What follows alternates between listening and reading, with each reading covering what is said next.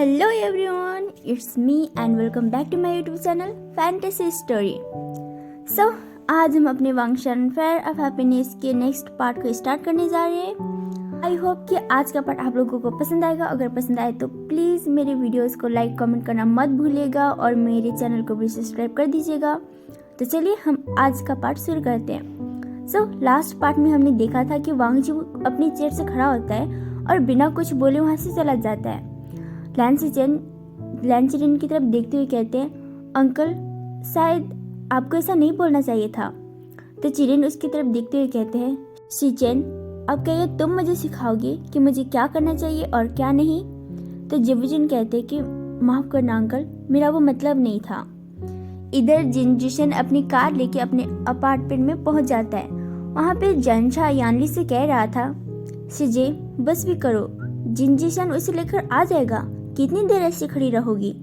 तो यानली उसे कहते, आचेंग इतने साल बीत गए, मैं आसन से नहीं मिली। जब इतने साल बाद मैं उससे मिलने जा रही हूँ तो मैं ऐसे कैसे बैठ जाऊँ। तभी किसी के डोर नॉक करने की आवाज़ सुनाई देती है। यानली खुश होते हुए जनशा की तरफ देखते हुए कहती है, शायद आशन आ गया। पर जब यानली डोर ओपन करती है तो वहाँ पे सिर्फ जिनजिशन खड़ा था। यानली उससे एक्साइटेड वॉइस में कहती है, आशियन कहाँ है, क्या वो पीछे आ रहा है। तभी जिनजिशन उसे कहता है कि नहीं, वो नहीं आया। यानली उससे कहती है, क्यों, क्या तुमने उसे नहीं बताया मैं मिलने आई थी। पर इससे पहले कि जिनजिशन कुछ बोल पाता, जिनशा कहता है, किस मुंह से वो तुम्हें मिलने आता शिजी। तभी यानली कहती है, आचेंग ये तुम कैसे बातें कर रहे हो। तो जिनलिन पीछे से कहता है, मामा जी बिल्कुल सही तो बोल रहे हैं, जब आप इतने टाइम बीमार थी तब तो वो तुमसे मिलने नहीं आया, अब किस मुंह से मिलने आता। तो जिनजिशन कहता है, जिनलिन तुम अभी बच्ची हो, तुम उसके बारे में ऐसा नहीं बोल सकते। तो जिनलिन कहता है, बच्चा, मैं 14 साल का हो गया हूँ। तो यानली कहती है, जिनलिन वो तुम्हारे डैड है, तुम उन्हें ऐसे उल्टा जवाब नहीं दे सकते। तभी जिनलिन कहता है, मॉम एक बात बताइए, इतने टाइम आपकी याददाश्त चली गई थी और जब आइए तो सबसे पहले आप बस इस विभूषण की बातें कर रहे हैं और आप बस उससे मिलना चाहती है। पता भी है, मैंने सोचा था जब आपकी याददाश्त आएगी तो हम मेरी बचपन की बातें करेंगे, लेकिन नहीं, आपको तो बस विभूषण से मिलना है। ऐसा बोलकर वो अपनी इमोशनल ड्रामा करने लगता है और कहता है, आपको पता भी है मैंने कितना कुछ सोच रखा था, लेकिन नहीं, हमारी तो कोई फिक्र ही नहीं है। तो जैनशन भी उसके ड्रामे में उसकी हेल्प करते हुए कहते हैं, हाँ शिजी, पता भी है, मैंने भी सोचा था कि जब आपकी याददाश्त आएगी आप सबसे पहले मुझसे पूछोगी, आचेंग मेरे भाई तुम कैसे हो, लेकिन नहीं। तो यानली कहती है, आचेंग आशियान अभी हमारे साथ नहीं है तुम्हारी वजह से, और तुम अभी ऐसा कैसे कह सकते हो। तो जैनशन जिनलिन की तरफ देखते हुए कहता है, चल जिनलिन, ये घर छोड़कर चले जाते हैं, यहाँ पे हमारी कोई इज्जत नहीं रही। तो जिनलिन कहता है, हाँ मामा चलो, इस घर में वैसे भी कोई हमारी इज्जत ही नहीं है। तो जिनजिशन उन दोनों की तरफ देखते हुए कहता है, तुम दोनों मामा भांजी अपना नाटक बंद करोगे और चुपचाप बैठ जाओ। दोनों एक साथ मुंह बनाकर सोफे पे बैठ जाते हैं। जिनजिशन कहता है, सही बोला था विभूषण ने, इच्छाधारी नाग ही है दोनों के दोनों। तभी जिनजिशन यानली की तरफ देखते हुए कहता है, यानली सुनो, वो विभूषण इसलिए तुमसे मिलने नहीं आया क्योंकि इससे पहले मैं विभूषण को तुम्हारे बारे में बताता, वो वहाँ से चला गया था। तो यानली कहती है, कहाँ। तो जिनजिशन कहता है, रेस्टोरेंट में। तो यानली कहती है, कौन से। तो जिनजिशन कहते हैं, वो नहीं पता। वही दूसरी तरफ विंग टेबल पर बैठा हुआ था और अपने मन में कह रहा था, क्या कल रात इतना कुछ हो गया, अगर लैंजन को कभी याद आ गया तो वो मेरे बारे में क्या सोचेगा। फिर वो खुद को तसल्ली दिलाते हुए कहता है, लेकिन पहला किस उसने किया था, मैंने नहीं। फिर से वो खुद से अपने मन में कहने लगता है, लेकिन दूसरी बार तो मैंने ही किया था ना, और उसने तो ड्रिंक कर रखा था पर मैंने नहीं। विभूषण 2 मिनट खुद पे काबू नहीं कर सकता था तो, और अपने ही सिर टेबल पे मारने लगता है। जब वो अपना सिर टेबल पे मार रहा था तभी उसे फिर से वो अजीब सी आवाज़ सुनाई देती, विंग। सामने देखता है जहाँ पे न्यूहिसांग टेबल पे डेकोरेट कर रहा था। तो वो न्यूहिसांग से पूछता है, क्या हुआ नी, तुमने मुझे क्यों बुलाया? तो न्यूहिसांग उसकी तरफ देखते हुए कहता है, क्या हुआ, क्या मैंने बुलाया? तो विंग कहता है, तुमने नहीं बुलाया। तो वो कहता है, नहीं तो क्यों, क्या हुआ? तो विंग कहता है, कुछ नहीं। न्यूहिसांग उसके पास चेयर पर बैठ जाता है और कहता है, तुम्हें तो क्या हो गया है, ऐसे पागल वाली हरकतें क्यों कर रहे हो, क्या कुछ हुआ है? तो विंग कहता है, नहीं तो कहता है, फिर अपने सिर ऐसे टेबल पे क्यों मार रहे थे? तो विंग कहता है, कुछ नहीं, प्रैक्टिस कर रहा था। तो वो कहता है, किस चीज़ की प्रैक्टिस? तो विंग कहता है, मार खाने की। तो न्यूहिसांग कहते हैं, किससे? तो विंग कहता है, वेंचिंग से।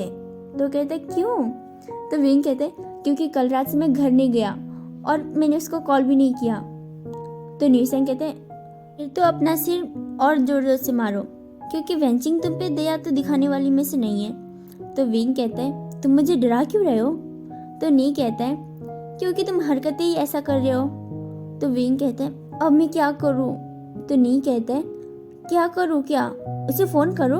तो विंग कहते हैं, ओह हाँ, मैं तो भूल गया था, मैं अभी कॉल करता हूँ। इधर वेंचिंग उस मार्क्स वाले लड़के का पैर पे पट्टी कर रही थी।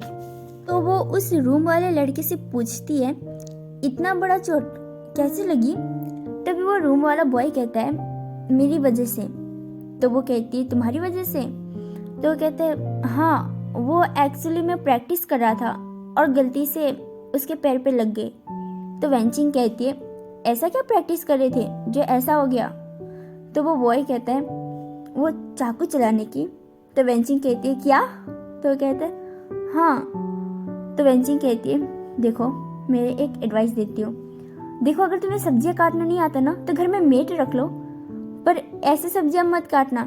तो वो रूम वाला बॉय कहता है, मैं अभी न्यू हूँ ना, तो इसलिए प्रैक्टिस नहीं है। तो वेंचिंग कहती है, वैसे ये चाकू की लगनी जैसे चोट तो नहीं लग रहा, पर थैंक्स टू गॉड कि चाकू पैर पे लगी है, अगर गर्दन पे लगी होती ना तो वो अभी भगवान के पास होता और तुम जेल में। तो वो रूम वाला बॉय मार्क्स वाले बॉय के कान में हाथ रखते हुए कहते हैं, ये क्या बोल रहे हो तुम, वो सुन लेगा। तो वेंचिंग हंसते हुए कहती है, इतना ओवर प्रोटेक्टिव भी मत बनो, वो बेहोश है, वैसे भी उसे कुछ नहीं सुनाई दे रहा। तो फिर वेंचिंग के फ़ोन वाइब्रेट होती है, तो वो देखती है तो उसमें विंग का कॉल था। वेंचिंग उस कॉल को देखकर ही इतने गुस्से में लाल हो जाती है और कॉल पिकअप करते हुए कहती है, ओह, तो तुम जिंदा भी हो, मुझे तो लगा था अब तक तुम कहीं पे मर गए होगे। तब विंग कहता है, अरे कितनी अशुभ अशुभ बातें करती हो तुम, कभी तो कुछ अच्छा बोल लिया करो मेरे बारे में। तो वेंचिंग कहती है, यू बास्टर, अब जाके तुम्हें हमारी याद आ रही है, कल कहाँ मर गए थे, तुमने कॉल भी नहीं किया, ऐसी भी कोई बात होती है क्या? तुम्हें कहीं जाने से पहले बताना चाहिए था, या फिर ये बोलना चाहिए था कि तुम घर नहीं आ रहे। विंग अपने कान में हाथ रखते हुए कहता है, हे भगवान, ये लड़की भी ना कितना चिल्लाती है। तो न्यूहिसांग पीछे से अपनी 32 दांत दिखाते हुए कहता है, ऑल द बेस्ट भाई, भगवान तुम्हें वेंचिंग की गालियाँ सुनने की शक्ति दे दे। इधर वो रूम वाला लड़का वेंचिंग को घूर घूर के देख रहा था और अपने मन में कह रहा था, सच में ये लड़की तो बहुत ही ज्यादा अशुभ है, शक्ल देखो इसकी, कितनी मासूम और क्यूट लगती है, और गालियाँ ऐसे दे रही है मानो मतलब बचपन से ही गालियाँ देने के लिए पैदा हुई हो। तभी वेंचिंग नोटिस करती है कि वो मतलब कब से किसके आगे क्या क्या बोली जा रही है। तो वो उसे वहाँ से उसे कहती है, वो सॉरी एक्सक्यूज मी, तो ऐसा बोलकर वो बाहर चली जाती है। वेंचिंग के बाहर जाने के बाद वो रूम वाला बॉय मार्क्स वाले बॉय को काफ़ी गौर से देख रहा था और अपने मन में सोचने लगता है, कहीं इसकी हेल्प करके मैं गलत तो नहीं कर रहा हूँ। फिर वो उसके फेस की तरफ देखकर कहता है, ये कोई गुंडा तो नहीं लगता, शायद मुझे वेट करना चाहिए, इसके बारे में जानना चाहिए, हो सकता है कि ये कोई क्रिमिनल ना हो, अगर ये वाकई में क्रिमिनल हुआ तो मैं खुद बाद में पुलिस को बता दूंगा, पर अभी नहीं, इसकी हालत वैसे भी ठीक नहीं है और मैंने प्रॉमिस भी कर रखा है, मैंने वादा किया है कि मैं अपना फर्स्ट प्रॉमिस नहीं तोड़ूंगा। ऐसा बोलकर वो उसे काफी गौर से देखने लगता है। इधर वेंचिंग बाहर आकर डायलॉग पे डायलॉग मारी जा रही थी, तो विंग उससे कहते हैं, बस करो मेरी माता जी, अरे तुम मेरी बात तो सुनो, कल तो मैं इसलिए कॉल नहीं कर पाया रहा था क्योंकि लैंजन बहुत ज़्यादा ड्रंक था। और पर इससे पहले कि वो अपनी बात कंप्लीट करता, इधर वेंचिंग शुरू हो जाती है। वाह, बॉयफ्रेंड के मिलते ही अपने दोस्तों को भूल गए। नहीं मतलब हमारे साथ तो तुम्हारा कोई रिश्ता ही नहीं रहा, मतलब हमारी कोई इज्जत ही नहीं रही। एक कॉल नहीं कर सकते तुम? माना बॉयफ्रेंड के घर गए थे, लेकिन इसका मतलब ये तो नहीं कि तुम हमें भूल जाओ। तो विंग कहता है, अरे लैंजन मेरा बॉयफ्रेंड नहीं है। तो पीछे से नी हुई सांग खड़ा होकर इसके पास आता है और कहता है, क्या लैंजन तुम्हारा बॉयफ्रेंड है? तुमने ये बात मुझे क्यों नहीं बताया? विभूषण तुम ऐसा कैसे कर सकते हो? मैं तुम्हारा बचपन का दोस्त हूँ। तो विभूषण कहता है, तुम मेरे दोस्त कॉलेज में बने थे। तो वो कहते हैं, तो वो क्या हुआ, कॉलेज का दोस्त हो, तुम्हारा बेस्ट फ्रेंड हो। तुम्हें इतनी सी बात मुझे बतानी चाहिए थी। ये बात सबसे पहले मुझे बताना चाहिए था, जबकि तुमने मुझे नहीं बताया। मतलब मैं तुम्हारे लिए दोस्त ही नहीं रहा, मेरी तो कोई इज्जत ही नहीं है। इधर फोन में वेंचिंग चिल्ला रही थी और इधर निविसंग चिल्ला रहा था। विंग को ना इतना ज्यादा फ्रस्ट्रेटेड फील हो रहा था कि वो वेंचिंग का कॉल काट देता है और निविसंग की तरफ घूर के देखकर जोर से चिल्लाता है, चुप हो जाओ निविसंग। इधर वेंचिंग कहती है, हेलो तुम मेरी बात सुन रहे हो ना विभूषण? उसे पता चलता है कि विभूषण ने उसका फोन काट दिया है। तो वो खुद से कहने लगती है, विभूषण के बच्चे, शाम को तो घर आओगे ना? अगर तुम्हारा स्वागत मैंने चप्पल से नहीं किया ना, तो मेरा नाम भी वेंचिंग नहीं। निविसंग डर जाता है और कहने लगता है, वो कोई बात नहीं, अगर मुझे नहीं बताया। वैसे भी दोस्ती में इतना चलता है। वैसे भी मुझे तो पहले से पता था, आज कंफर्म हो गया नहीं? वैसे कोई बात नहीं, अगर नहीं बताना चाहते तो मुझसे ना बताओ तो फिर मुझे कोई प्रॉब्लम नहीं है। तो विभूषण उसे घूरते हुए देखते हुए कहता है, निविसंग। तो निविसंग कहता है, वो उधर से ना मुझे बुला रहा है, शायद ऑर्डर आ रहा है, मैं जाता हूँ, बाय। वो इतना बोलकर वहाँ से 9-2-11 हो जाता है। वो मार्क्स वाले लड़के को होश आ जाता है। वो देखता है कि वो रूम वाला लड़का वहीं पर बैठकर उसके जागने का इंतजार कर रहा है। जब वो अपना हाथ अपने फेस पे रखता है तो उसे पता चलता है कि उसका मास्क निकाल दिया है। वो अपने मास्क को ना जल्दी से अपने पिलो के इधर उधर देखने लगता है। तो वही रूम वाला लड़का जो कि सामने बैठा था, वो अपनी आंखें खोलता है और कहता है, तुम इतने भी हैंडसम नहीं हो कि मास्क निकालने पर किसी की नज़र लग जाए। तो वो मास्क वाला लड़का कहता है, क्या पता सबसे पहले तुम्हारी नज़र लग जाए। तो वो रूम वाला लड़का कहता है, क्या मैं? तुम्हें तो मेरी जूती भी नज़र ना लगाए। तो वो मास्क वाला लड़का कहता है, पहले मेरा मास्क दो। तो वो रूम वाला लड़का कहता है, एक मास्क के लिए मरे जा रहे हो?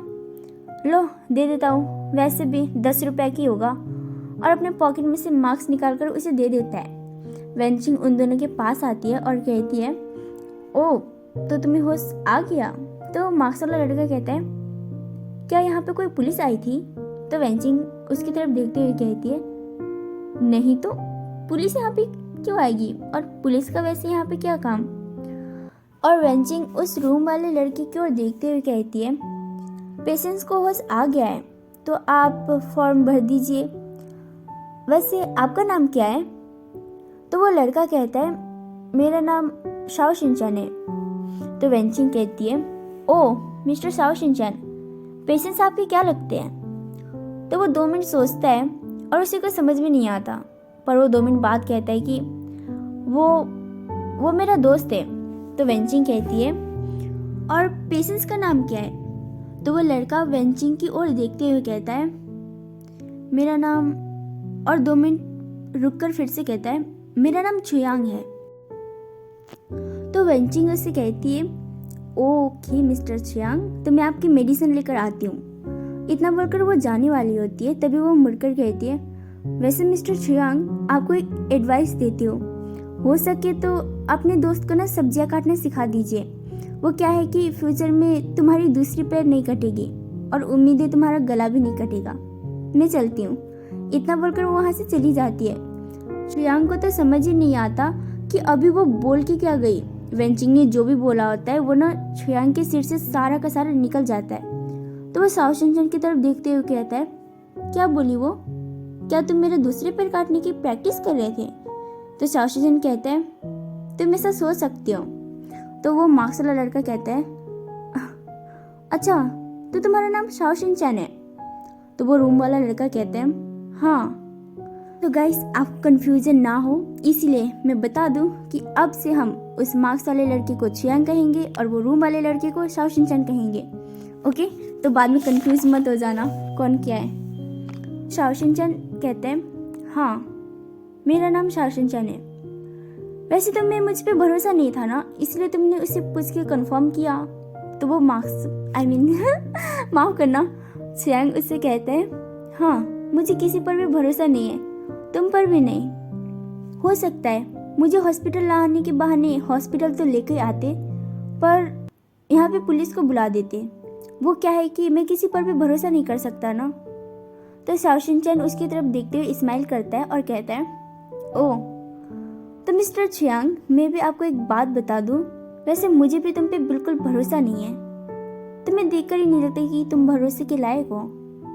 तो आज की स्टोरी हम यहीं पे ख़त्म करते हैं। और माफ़ करना, हाँ वो क्या है ना, मार्क्स वाले लड़के बोलते बोलते ना मेरे मुंह से मार्क्स निकल गया।